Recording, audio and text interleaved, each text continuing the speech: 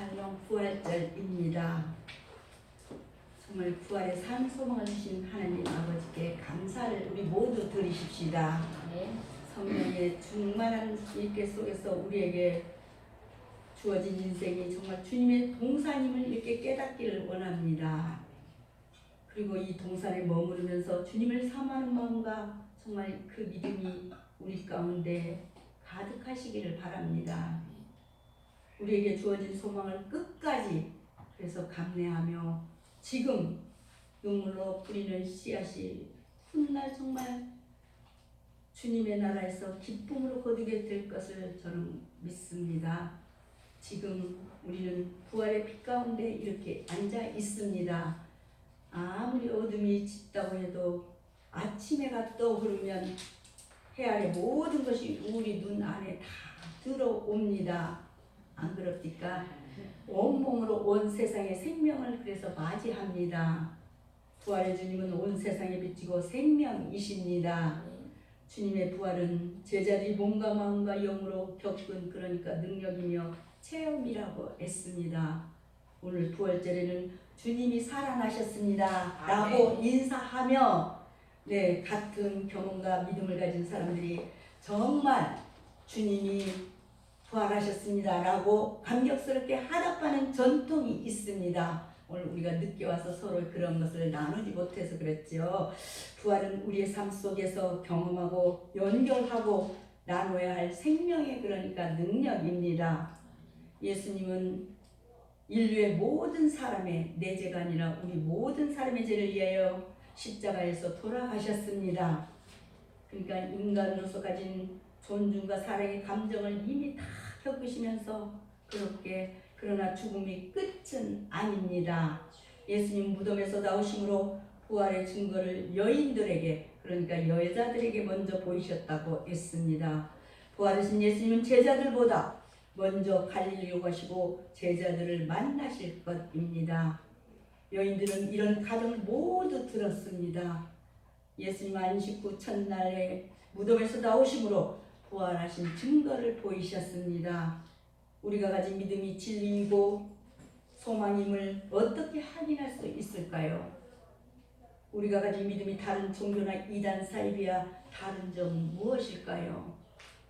무엇을 보고 우리가 진리라고 장담할 수 있겠습니까?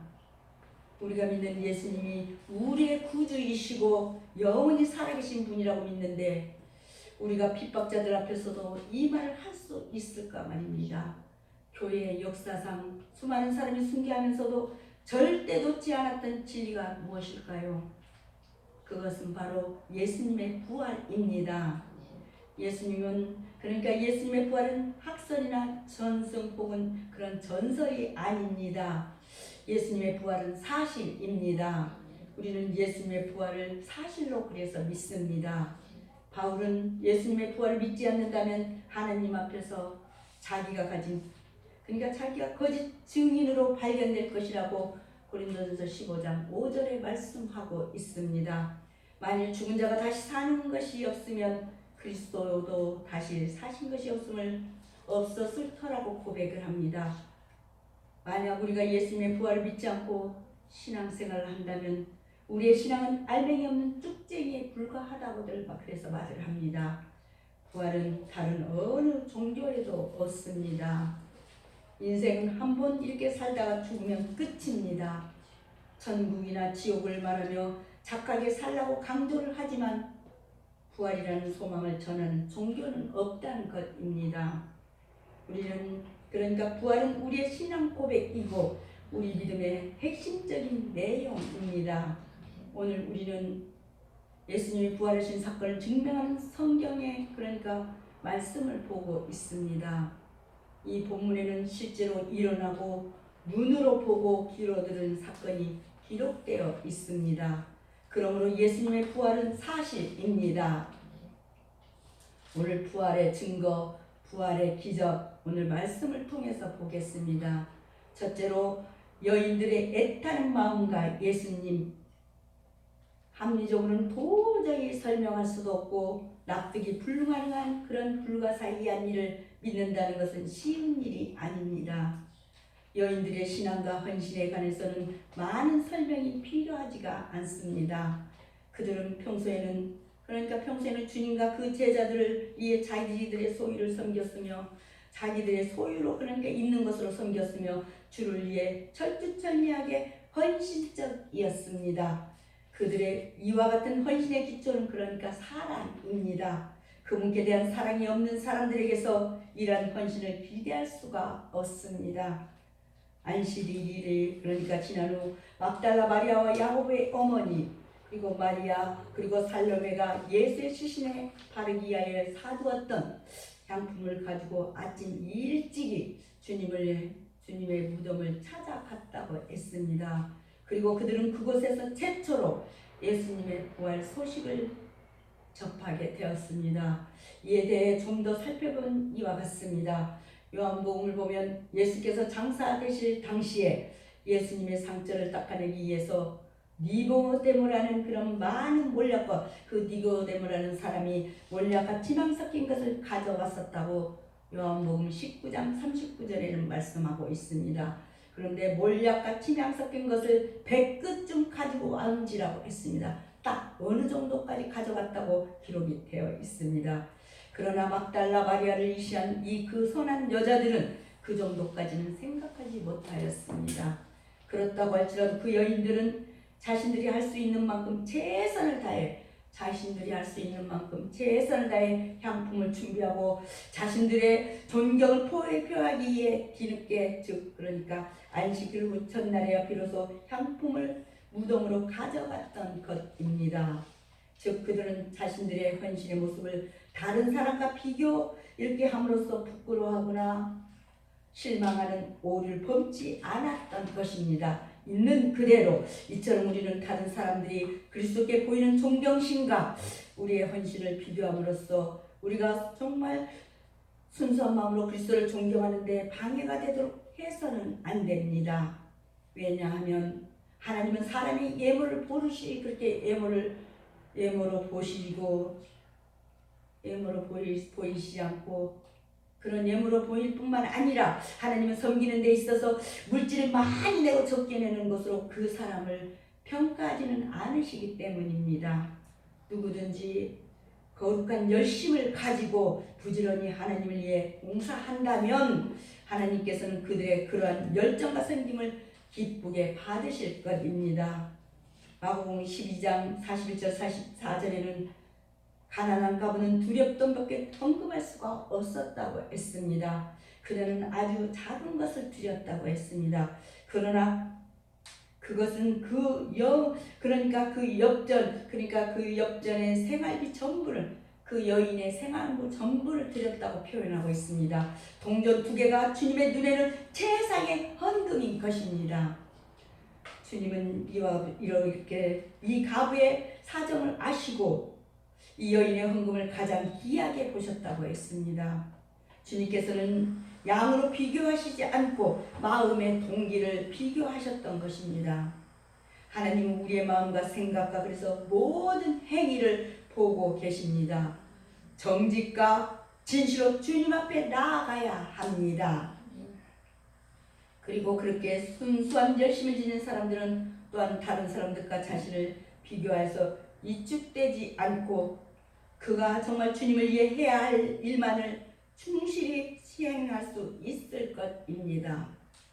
더욱이 우리가 그리스도께 대한 사랑으로 고난을 겪고 우리 자신을 희생한다면 우리 앞에 나타나는 어려움들이 우리에게 큰 문제가 될 수 그래서 없을 것이라고 고린도후서 4장 17절 18절은 말씀을 하십니다.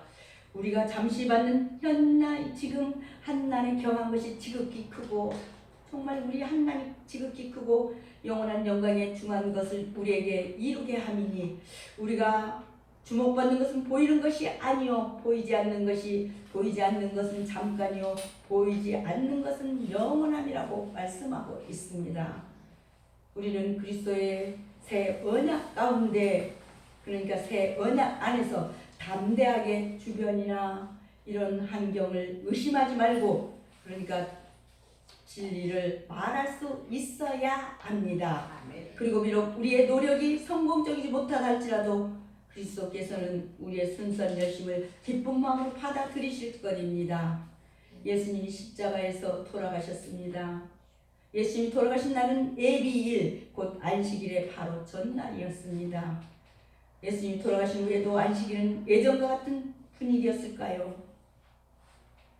예수님을 죽인 유대인들은 자기들이 승리했다고 목에 힘을 주었을 것입니다. 예수님을 잃은 제자들과 신자들은 하늘이 무너질 것 같은 절망감에 사로잡혔을 것입니다. 그러나 자만심도 절망도 단 며칠 만에 뒤바뀝니다. 안식일이 지난 후 첫날 새벽이었습니다. 세 여인이 예수님이 시신에 향로를 바르려고 무덤을 찾아갑니다. 여인들은 예수님이 시신에 바르려고 미리 향품을 준비해 두었습니다. 아마도 안식일의 전날 준비해 두었을지도 모릅니다. 제가 토요일날 전에 이렇게 주일날 준비를 하는 것처럼 말입니다. 그리고 안식일이 지난 후 첫날 새벽에 예수님의 무덤을 향해 달려갑니다. 문제는 향품을 바르려고 해도 무덤의 문을 열 수 없다는 것입니다. 여인들 셋이 힘을 합해도 무덤을 가로막은 돌문을 열 수가 없었을 것입니다. 여인들은 해돋을 무렵 무덤을 향해 가면서도 애타는 마음이 있습니다. 어떻게 열까? 향품을 발라야 할 터인데 누가 무덤의 문을 이렇게 열어줄 수 있을까를 걱정하고 있습니다. 여인들의 애타는 마음이 매우 안타깝습니다. 보기에도. 그러나 무덤을 가로막던 돌이 굴러 있을 거라는 생각을 했다면 애가 탈 리가 없습니다. 여인들은 예수님의 부활하실 것이라는 예언을 기억하지 못하는 것 같습니다. 무엇인가 애가 탄다고 해서 그것이 믿음이 아님을 알고 있는가 말입니다. 두 번째로 무덤 가운데 있는 청년과 예수님. 그 여인들에게서는 예수님의 무덤을 찾아갈 때 한 가지 고민이 있었습니다. 그러니까 그것은 바로 무덤을 막아놓은 큰 돌을 어떻게 옮길 것이냐 하는 것이었습니다. 오늘 3절 서로 말하되 누가 우리를 위하여 무덤물에서 돌을 굴려주려 하더라고 했습니다. 그러나 그들이 무덤에 도착했을 때는 이미 그 돌이 치워져 있었다고 4절을 말씀하십니다. 눈을 들어본 적 벌써 돌이 굴려져 있는데 그 돌이 힘이 크더라 했습니다. 합리적으로는 도저히 설명될 수도 없고 납득이 불가능한 그런 불가사의한 일을 믿는다는 것은 그러니까 쉬운 일이 아닙니다. 그리고 그 돌을 치워놓은 것은 바로 하나님의 사자였던 것입니다. 이처럼 거룩한 열심을 가지고 그리스도를 부지런히 찾는 자들은 어떠한 어려움도 그것이 쉽게 제거되며 원하는 대로 주님을 만날 수 있게 될 것이라고 에레미야서 29장 13절은 말씀하십니다. 너희가 온 마음으로 나를 구하면 나를 찾을 것이라고 했습니다. 나를 만나리라고 말씀하고 있습니다. 또한 너는 내게 부르짖자 내가 내게 응답하겠고 내가 알지 못하는 크고 비밀한 일을 내게 보이리라고. 그러므로 성도는 언제나 영적으로 주님과 깊은 그런 교제가 있어야 한다고 에레미야 33장 3절은 말씀하고 있습니다. 향품을 준비해 가지고 무덤에 간 여인들은 그리스도께서 여기 계시지 않고 살아나셨다는 그런 천사의 전언을 듣게 되었던 것입니다. 그것은 확실히 창조적인, 그러니까 충격적인 소식이었으며 상식적으로는 도저히 믿기지 않는 일이었습니다. 하나님의 역사는 이렇게 인간의 상식을 초월합니다. 그리스도의 부활은 기독교 신앙의 독특성과 유일성의 근거가 됩니다. 여인들이 무덤에 도착하였습니다. 그런데 여인들 앞에 놀라운 간격이 벌어졌습니다. 무덤을 가로막은 돌이 굴러져 있는데 그 돌이 매우 컸다고 합니다. 사람의 힘으로는 여간에서 열 수 있는 크기가 아닙니다. 그러면 예수님이 무덤에 안치되었을 때 어떻게 무거운 돌로 무덤을 막을 수 있었을까요? 그때는 군인들 여럿이, 그러니까 명령을 받아서 돌문을 닫는 작업을 했을 것입니다. 그런 거 있잖아요. 높은 걸 지렛대 같은 도구도 사용했을 것입니다. 그러나 무덤 문을 여는 것은 누군가 명령해야 하는데 명령의 분위기가 아닙니다. 예수님의 무덤에 그러니까 얼씬거리는 것조차 막을 분위기였습니다. 이런 환경에서 누가 무덤 문을 열어주겠는가 말입니다. 그러나 무덤의 문을 여는 분이 계십니다. 하나님의 아들 예수님을 부활시키시고 전사를 시켜서 무덤의 문을 여셨습니다. 여인들이 문이 열린 무덤 안으로 들어갔습니다. 무덤 안에는 흰옷을 입은 한 청년이 오른편에 앉아 있습니다. 여인들이 보고 깜짝 놀랐습니다. 청년을 보건대 예수님이 아닙니다. 그럼 누구란 말입니까?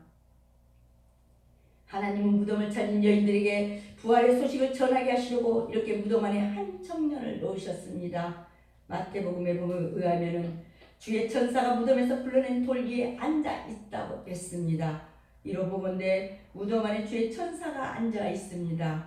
주의 천사는 찬란하고 흰옷을 입었으며 여인들에게 예수님의 부활 소식을 전하려고 기다리고 있었습니다. 이렇게 여인들이 무덤에 들어갔을 때 그 여인들은 흰옷을 입은 한 청년이 우편에 앉은 것을 보았다고 5절에 기록되어 있습니다.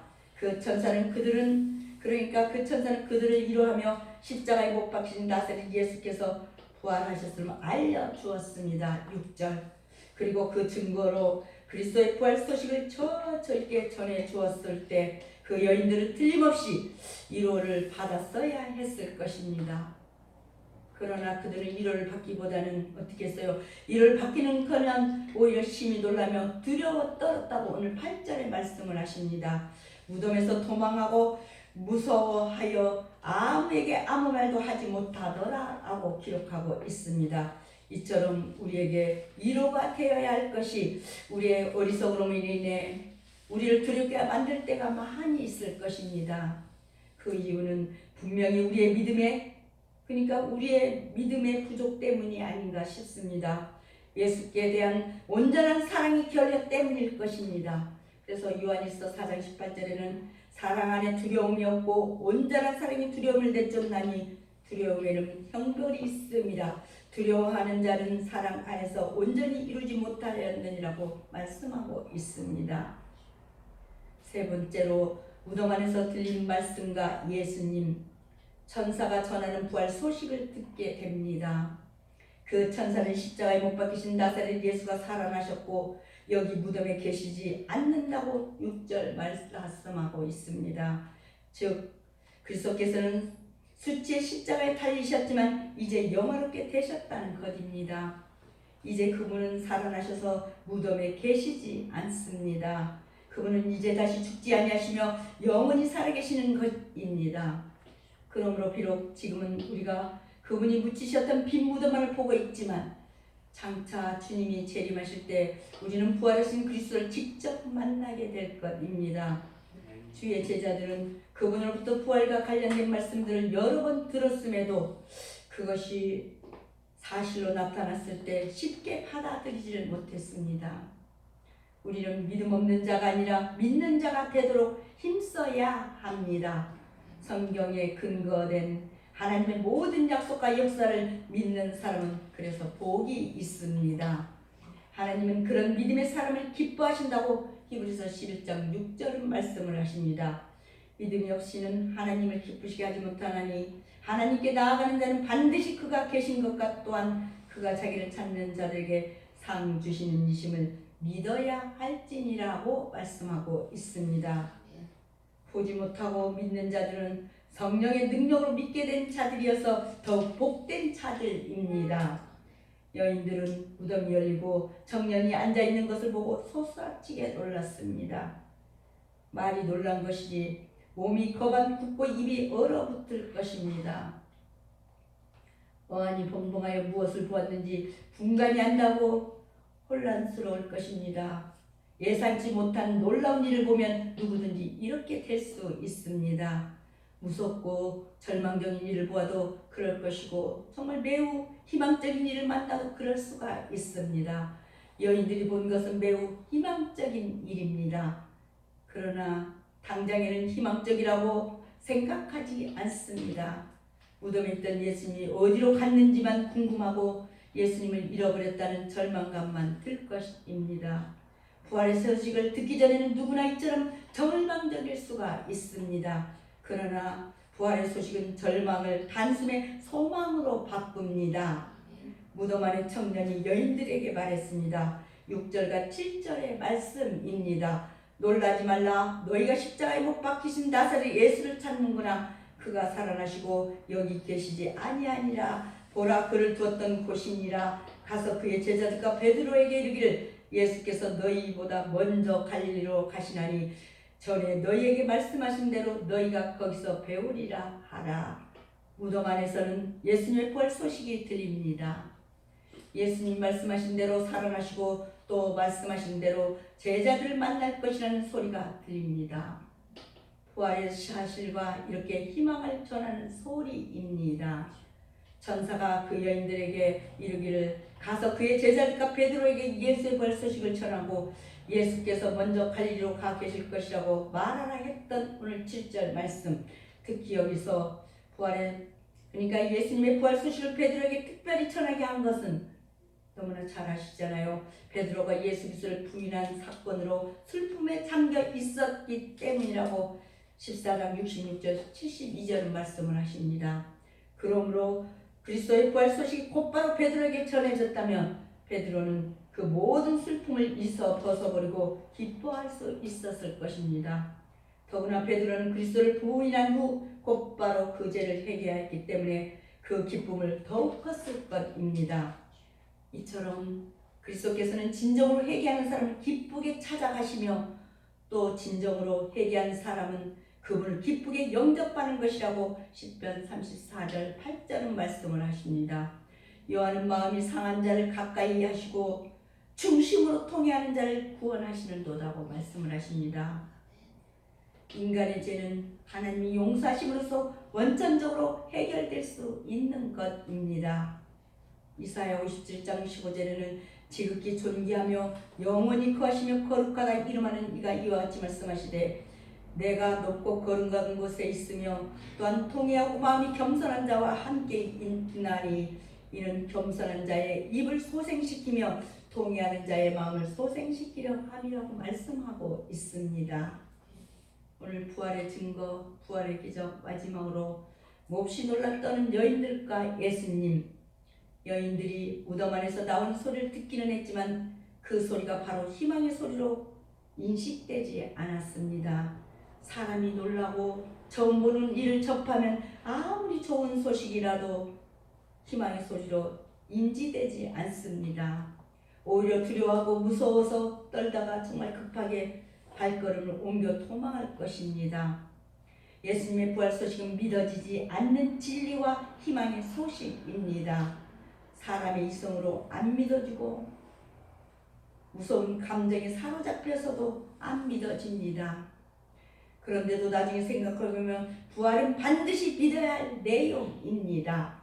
사람의 이성과 감정으로 믿어지지 않는 내용을 믿게 된다는 것이 사실은 하나님의 은혜이고 성령의 감동입니다. 하나님의 은혜와 성령의 감동이 이렇게 밀물처럼 밀려들어도 우리는 은혜를 다 받아들이고 누리고 살기가 힘듭니다. 우리의 생각이 짧기 때문입니다. 그러나 예수님은 생각이 짧고 두려워한다고 해서 버리시지 않습니다. 믿음이 없음을 책망하실 수는 있어도 끝까지 붙들어 주시고 우리에게 믿음을 허락하십니다. 여인들이 무서워 도망해도 나중에 예수님을 만났습니다. 예수님으로부터 위로의 말씀을 듣고 예수님의 부활을 눈으로 확인할 수 있었습니다. 예수님은 당신의 부활을 믿게 하시려고 이렇게 우리에게 찾아오십니다. 그리고 말씀하시며 우리에게 부활을 확인해 주십니다. 오늘 우리를 찾아와 부활을 확인해 주시는 예수님을 만나십시다. 아멘. 사랑하는 우리 목자들의 가족 여러분, 여자들은 너무 두려운 나머지 무덤에서 도망하고 전사의 말을 아무에게도 전하지 못하였다고 8절에 말씀을 하십니다. 이처럼 불안과 두려움은 때로 그리스도를 섬기는 일에 있어서나 사람들의 영혼이 기쁨을 얻도록 하는 그런 봉사의 일에 있어서 장애가 되는 경우가 많이 있습니다. 그러나 믿음이 강하고 그 믿음에서 얻어지는 기쁨이 크다면 어떠한 불안과 두려움도 극복할 수 있는 것입니다. 그리고 그리스도께 헌신하는 일도 성도를 위하여 봉사하는 일도 담대하게 할 수 있을 것입니다. 마태복음 17장 27, 20절에도 이르시되 너희 믿음이 작은 까닭이니라고 했습니다. 진실로 너희에게 이르노니 만일 너희에게 믿음이 겨자씨 하나만한 만큼만 있어도 이 산을 명하여 여기서 저기로 옮겨리라고 말씀하고 있습니다. 옮기리라 하면 옮겨질 것이요 또 너희가 못할 것이 없으리라고 했습니다. 빌립보서 4장 13절에 내게 능력 주신 자 안에서 내가 모든 것을 할 수 있느니라고 하였습니다. 예수님이 능력 주시면 됩니다. 주님은 부활하신 후에 갈릴리로 가셨습니다. 생전에 예수께서는 하나님은 죽은 자의 하나님이 아니요 살아있는 자의 하나님이시라고 마태복음 22장 32절 말씀하고 있습니다. 나는 아브라함의 하나님이요 이삭의 하나님이요 야곱의 하나님이로다 하신 것을 읽어보지 못하였느냐고 말씀을 하십니다. 하나님은 죽은 자의 하나님이 아니요 살아있는 자의 하나님이십니다. 살아있는 자의 하나님이시니라고 말씀하고 있습니다. 부활하신 주님이 계신 곳은 산차들의 이렇게 땅인 갈릴리입니다. 갈릴리야말로 부활의 생명의 싹을 틔워야 할 우리 삶의 현장입니다. 주님의 부활은 영원한 생명이 우리 삶 속에서 살아납니다. 우리는 모두 부활하신 주님의 그러니까 이렇게 한 완두콩 같은 싹입니다. 위대한 사람들이 위대한 주님의 일에 그래서 임명을 받아 그 일을 완주한 자들입니다. 예수께서는 나는 부활이요 생명이니 나를 믿는 자는 죽어도 살고 무릇 살아서 나를 믿는 자는 영원히 죽지 아니하리니 이것을 내가 믿느냐고 했습니다. 이르되 주여 그러하오다 주는 그리스도시요 세상에 오시는 하나님의 아들이신 줄 내가 믿나이다. 요한복음 11장 25절 27절은 말씀을 하십니다. 오늘은 부활하신 부활절입니다. 부활의 기쁨이 여러분 모두에게 충만하시기를 예수님의 이름으로 축원을 드립니다. 기도하겠습니다. 하나님 감사합니다. 사랑과 은혜와 자비와 부활하신 하나님 아버지 모든 감사 찬송 존귀 영광 우리 주님께 올려드립니다. 할렐루야. 죽음에서 부활하시어 승리를 확증하신 우리 하나님 아버지 이렇게 부활하신 예수님의 증거를 기념하여 감사로 찬양하고 경배하는 부활절 예배로 거룩한 성산을 불러주셨음을 진심으로 감사를 드립니다. 빈 무덤으로 실망하지 않고 부활을 확신하는 이런 소망으로 어떤 시련이 와도 이겨내게 능력을 주시옵소서. 예수님께서 부활하신 사실은 많은 사람에게 증언할 수 있는 용기도 주시옵소서. 주님 한 분만 사랑합니다. 주님 한 분께서 영광 받아 주시옵고 예배하신 놀라운 은혜와 축복으로 우리 목자계 위에 함께하여 주시옵소서. 상처받은 영혼에게 부활의 기쁨을 알리면서 회복하는 소망도 갖게 하여 주시옵소서.